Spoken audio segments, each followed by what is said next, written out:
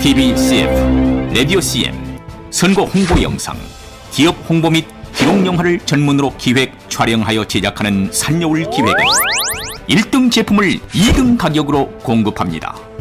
산여울 기획. 칼 발테 교회 교약 1-1 섹션 5 하나님 말씀의 본질 부분입니다. 먼저 우리 박순경 교수님이 번역한 명제를 읽어보도록 하겠습니다. 하나님의 말씀은 모든 그의 세 가지 형태에서 인간에게 하나님의 말씀하십니다. 바로 그 때문에 그것은 인간에게 하나님의 행위에서 일어나고 타당하고 역사한다.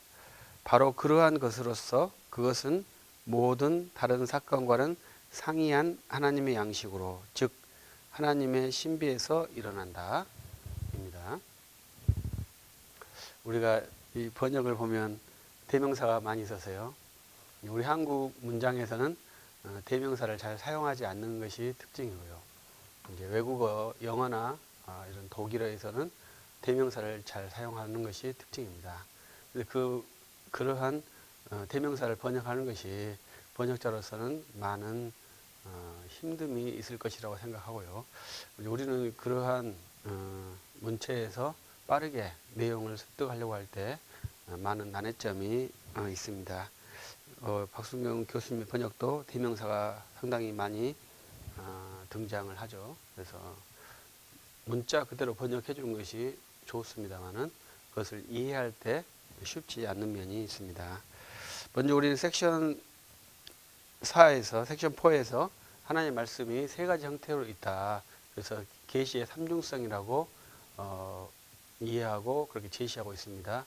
그런 것이 이제 발트의 계시의 큰 특징이죠. 삼중적 계시 이해가 발트의 계시 이해의 특징입니다. 그래서 선포된 말씀, 기록된 말씀, 그 다음에 계시 그 자체로서의 예수 그리스도, 이 세 가지가 삼중적인 형태로서의 계시입니다. 그래서 계시가 발트에서 계시에는 매우 중요하고 시작 부분에 있습니다. 그래서 신학에서 계시가 등장한 것은 현대 신학에서 일어난 일이거든요. 그래서 우리가 자유주의 신학과 현대 신학을 나누는데, 자유주의 신학에서는 계시라는 말을 잘 사용하지 않고 탐구라는 말을 많이 사용했습니다.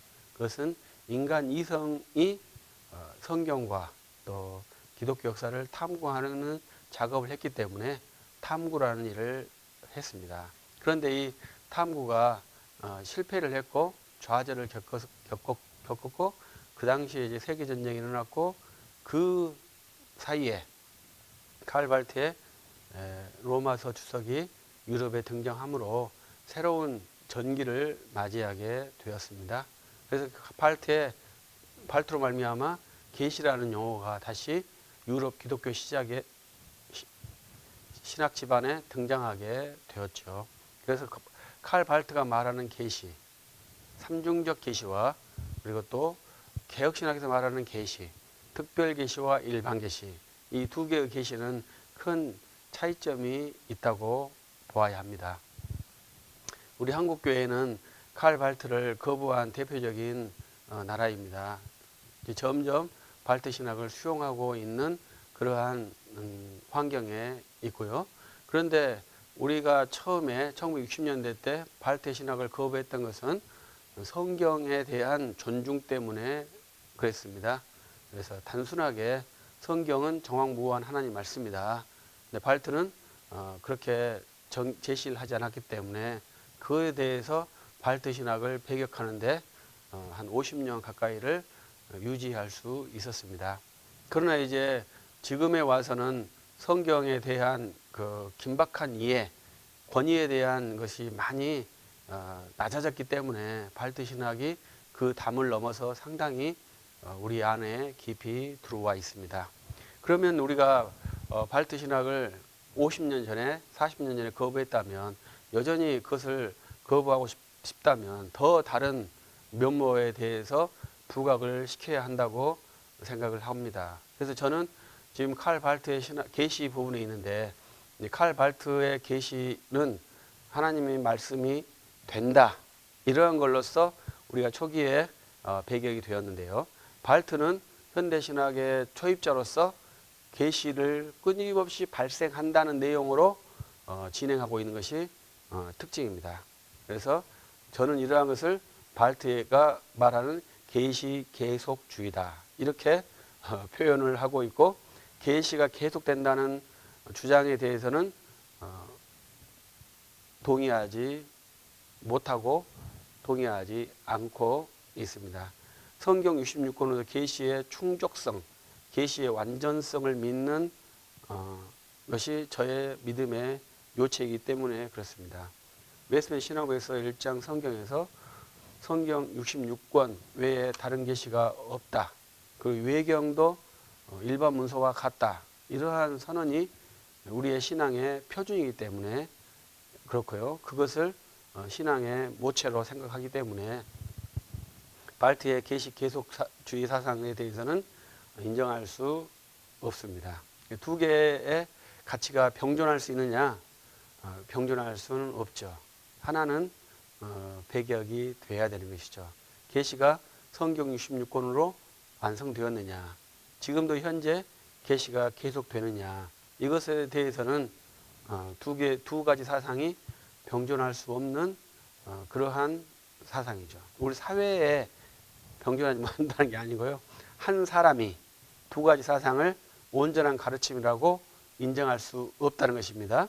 사회에서는 계시 계속주의 사상을 취할 수도 있고 성경 66권을 완전한 계시로 취할 수도 있고 이것이 가능하겠죠. 각 개인별로는. 그러나 개인이 나는 성경 66권의 충족성을 믿어. 그리고 지금 하나님의 계시가 계속돼. 이렇게 믿는 것은 안 된다 이 말입니다. 우리가 학문을 한다는 것은 그러한 자기 설득인데 설득이 되려면 논리의 일관성이 있어야 하겠죠. 여기 가서는 이렇게 말하고 저기 가서는 저렇게 말하면서 하는 것은 정치 세계에서도 있지 않는 그러한 아주 비열한 행동이라고 봐야 합니다. 그래서 우리가 가장 좋은 인간은 평생 일관성을 갖는 그러한 신학 사람이 좋은 사람이죠. 그래서 일관성이 바뀌었을 때는 내 일관성이 왜 바뀌었는지에 대해서 설명을 해줘야 합니다. 발트 신학에서 중요한 것은 발트 신학은 사상의 전환이 있는 신학이죠. 그것을 연구하는 신학자들이 많이 있습니다. 그래서 발트는 일단 사상의 변이가 상당히 있는 신학자입니다. 로마서 초판하고 로마서 재판하고의 신학이 다르고요. 그 다음에 기독교 교회학 1권하고 이걸 13권에서 마지막 60년대 말년에 또 발트의 사상이 또 바뀝니다. 그래서 이러한 것들을 이해하면서 발트의 사상이 바뀌었다, 전이됐다 이렇게 생각하는 사람이 있고 아니다 그것은 발전된 것이다 이렇게 생각하는 사람이 있고 발트의 사상은 처음부터 끝까지 변화되지 않았다. 이러한 여러 개의 발트 사상에 대한 연구는 있습니다. 그런데 우리가 칼빈이라는 신학자에 대해서는 바뀌었다 이러한 신학 연구가 없고요. 모두 발전했다 이렇게 평가하고 있는 것을 참고해 주시면 고맙겠습니다. 이 섹션 5에서는 하나님 말씀의 본질인데요. 인간에게 하나님의 말씀하심이다. 이러한 것이 이제 계시 계속주의의 한 형태의 문장이라고 생각을 합니다. 우리가 앞에 섹션 4에서는 단회적이다 이러한 표현을 칼 발트가 썼거든요. 그래서 선지자나 사도들에게 말씀하시는 현상은 단회적이다. 그 단회적인 사건을 기록했다. 그 기록한 말씀을 우리가 읽는다. 이러한 것이 기본 구도인데요. 단회적인 그 사건이 나와 어떻게 관련이 되어 있느냐. 이것이 중요한 요소 아니겠습니까? 발트는 그것을 이 섹션 5에서 이렇게 메커니즘을 지금 설명하고 있는 것이죠. 그래서 우리가 학문이라고 하는 것은 우리가 밥을 먹으면 소화가 돼서 배변을 활동하는 것이 의사가 아니어도 알 수 있는 거 아니겠습니까? 그러나 의사 선생님들은 이 음식을 섭취하는 것과 소화하는 것과 배변을 모두 다 데이터링해서 왜 그렇게 되는지를 연구하고 공부하신 분들이죠.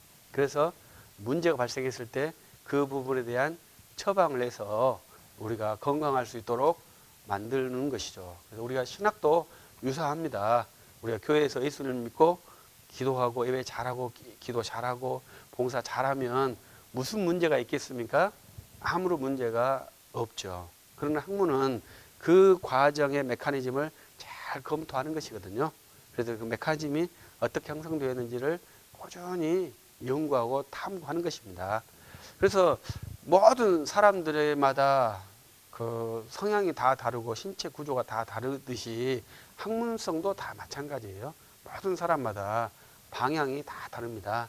그렇기 때문에 표본을 수집하지만 그 표본 수집이 그 한 사람에게 적용될 수 있는 사안이 아닙니다. 모두가 다르기 때문에 그 다르다는 것에 대해서 깊이 인식하고 다양한 표본들을 수집하면서 학문을 해 가야 하는 것이죠. 그래서 발트의 특징은 좋은 것은 그 메커니즘을 밝히고 있다는 겁니다. 그렇기 때문에 그 메커니즘이 나의 메커니즘과 같은지만 비교해 버리면 금방 알 수 있는 것이죠. 그래서 우리가 칼 발트의 신학에서는 내가 누구인가, 내가 예수 그리스도를 믿는 사람이고 예수 그리스도를 섬기는 사람인데, 그러면 내가 그리스도인으로서 어떻게 주의 말씀을 경청하고 있는가, 이러한 구도를 이해한다면 발트의 그 제시도 금방 이해할 수 있겠죠. 여러분들은 하나님의 말씀을 듣고 계시나요? 그 하나님의 말씀이 어떻게 여러분에게 인식될까요? 그것을 칼 발트는 설명을 하는 것이 칼 발트의 멋이죠. 그것을 다 설명을 해주는 거죠. 그것을 이태껏 설명해 준 신학자가 없었다고 생각을 하거든요. 우리 칼빈 목사님도 설명하지 않고 열심히 인내하고 성경을 읽고 훈련하도록, 그래서 자연적으로 체득하도록 이렇게 훈련을 시킨 것이 기독교 강요라고 볼 수 있는데요. 발트는 그 모든 세세한 부분을 아주 세밀하게 설명을 해주죠. 그래서 우리에게 우리를 읽는 발트의 글을 읽는 사람을 설득을 시킵니다. 그래서 이제 발트의 글을 자기 메커니즘이 없이 발트의 메커니즘을 보면 당연히 설득을 당할 수밖에 없는 아주 세밀한 구조를 발트에게는 있는 것이죠. 여러분은 사도들에게 일어난 사건이 단회적이라고 믿으시죠? 그 기록된 것도 단회적인 것이죠. 그럼 그 단회적인 것이 현재 나에게 어떠한 의미로 접근할까요? 어떻게 나에게 인식이 될까요?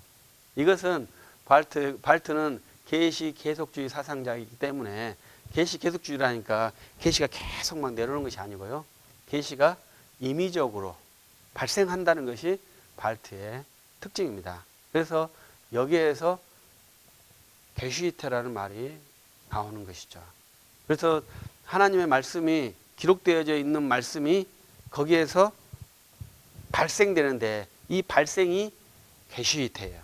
이 발생이 계시테가 어떠한 순서에 의해서 어떠한 규범에 의해서 발생되는 게 아니고 임의적으로 발생하기 때문에, 우리가 처음에 봤듯이 죽은 개에서도 러시아 관현악단에게서도 하나님 말씀이 발생할 수 있고, 성경에서도 하나님 말씀이 발생할 수 있고, 어디에서든지 하나님 말씀이 발생할 수 있다. 이것이 지금 발트의 기본적인 계시 구도잖아요. 그러면 설교에서 하나님 말씀이 발생한다는 것은 또 무엇을 의미할까요? 인간에게 주어진 그 행위에서 우리가 하나님 말씀을 볼 수 있다. 이러한 약간 우선성의 문제지 절대성의 문제가 아니겠죠. 그래서 발트가 설교를 강조한다는 것은 좀 말이 맞지 않을 것입니다. 개혁신학에서 설교는 절대성을 가지고 있잖아요. 이 설교가 아닌다면 어디에서든지 주의 말씀을 들을 수단이 없다. 이러한 것이 기본적인 구도예요. 그래서 이 목사가 설교하는 것을 잘 경청하고 그것에 대한 성도들은 진위성 이런 것을 탐구하고 연구하면서 말씀을 풍성하게 하는 것이 개혁교회의 기본 훈련 방침인데요. 칼 발트는 그런 구도가 없이 설교도 인간의 행위에서 하나님이 자기 말씀을 발생시켜서 계시가 생기는 그러한 현상을 이제 하나님의 말씀이라고 말하죠. 그래서 하나님의 행위가 인간에게 일어난다고 말하고요. 그러한 것을 하나님의 양식이라고 하나님의 신비라고 말을 해줍니다. 그래서 이제 칼 발트도 이 신비라는 말을 사용하는데요. 우리 기독교는 신비죠. 그래서 신비라는 것은 그 신비 속으로 몰아넣는 그런 묘한 세계를 말합니다. 칼 발트가 말하는 신비는 무엇인지 모르지만 저는 기독교가 말하는 신비는 우리가 신비 속으로 들어가면 우리에게 가장 뛰어난 것은 신비 속으로 들어가면 내가 빛으로 나간다. 이렇게 저는 생각을 하거든요. 빛으로 나가면 빛이 강하면 보이지 않습니다. 그게 특징이죠. 빛이 강하면 잘 보일 것 같지만 빛이 강하면 보이지 않는 거예요. 그러나 그 밝은 빛에 있는데 그 빛에서 내가 나임을 깨닫고 그 빛의 참 근원이 주님이라는 것을 깨닫는 그러한 아주 묘한 세계가 기독교 신비라고 생각하는데요. 칼 발트 신비는 저는 어둠이라고 생각하거든요. 미지의 세계, 무의 세계로 들어가는 도저히 해명할 수 없는 그러한 어둠으로 들어간다. 이렇게 생각을 합니다. 나중에 이제 더 계시에 대해서 말할 때 감추어진 하나님과 드러난 하나님 이 두 개를 발트가 분류해서 제시를 하거든요. 그래서 진짜 참 하나님은 뭐 계세요? 감추어진 하나님이거든요. 드러난 하나님은 인식된 하나님이기 때문에 인간에게 신적인 역할이 좀 약해요. 그러나 이 감추어진 하나님이 신비의 영역인데 그 신비의 영역을 어떻게 표현할까요? 나중에 또 기회가 된다면 또 이야기를 해보기를 바라고요. 그래서 이 하나님의 행위가 일어난다는 것이 이제 계시의 특징입니다. 계시는 하나님의 행위다. 이렇게 말할 수 있겠죠. 그러면 왜 제가 이렇게 말을 할까요? 이제 저희 앞에 이제 박사 논문을 쓰신 분이 김성삼 박사님이신데 그분의 논문 제목이 하나님의 행위라는 제목입니다. 칼 발트의 신과는 하나님의 행위다. 그러면 정통적인 신학은 하나님의 존재다. 존재와 행위를 대별시켜서 행위하는 하나님은 존재하지 않는다. 이런 식의 논문을 써서 박사학위를 취득하신 분이 제 선배님 김성삼 박사님이십니다. 그래서 이 하나님의 행위라고 말하는 것은 하나님의 존재라고 말한 게 아니고 인간이 계시이태를 통해서 어떠한 산물이 발생했을 때 하나님이 행동했다. 이러한 것으로 평가를 해준다 이 말이죠. 그래서 그것을 우리가 잘 이해를 해야죠. 그래서 칼 발트에게 하나님의 존재가 있느냐? 일단 김성삼 박사님은 존재가 없다. 이렇게 규정을 했습니다. 하나님의 행동은 있지만 하나님의 존재가 없는 그러한 신관을 갖고 있는 것이죠. 그런데 인간의 행동에서 하나님의 말씀이 발생했기 때문에 그 발생한 하나님의 말씀을 하나님의 행동이다. 이렇게 칼 발트가 제시하고 있는 것이고요. 좀 더 보자면 인간에게서 하나님의 말씀이 발생할 수 있도록 하는 유일한 수단은요. 결단이라고 합니다. 그건 나중에 또 나온다면 그것을 체크해 볼 수 있겠습니다만 인간이 결단을 할 때만 하나님 말씀이 발생하지 인간이 결단하지 않으면 하나님 말씀이 발생하지 않습니다. 또 한 가지 더, 이 하나님 말씀이라는 것은 바할트는 상당히 상식적이고 탁월하기 때문에 인식하지 않는 계시에 대해서는 어떻게 할 것이냐, 이런 것이 중요한 것이죠. 그래서 바할트에게 발생한다 이러한 말은 인식된 것만 계시이고 인식되지 않는 것은 아무것도 아니다, 이런 것이 바할트의 특징적인 사상이죠. 내가 인식하지 않으면 그것은 무엇이겠습니까? 우리는 그래도 하나님이 계시니, 그건 하나님의 소유니 우리가 존중하고 사랑한다, 이렇게 저는 생각을 하거든요.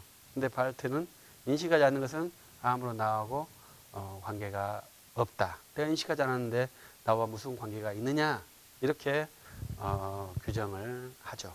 그래서 바할트의 신학은 인간학이라, 이렇게 또 표현할 수도 있습니다. 인간의 결단과 인간의 인식이 그 신학 내역에서 굉장히 중요하니까요. 근데 우리는 하나님의 완전성을 믿는 사람이기 때문에 우리가 인식하지 못한다고 해서 하나님의 찬양이 감소하느냐? 그렇지 않다. 하나님의 찬양은 만유에 가득하시다. 그런데 왜 하나님의 찬양에 우리가 필요하느냐?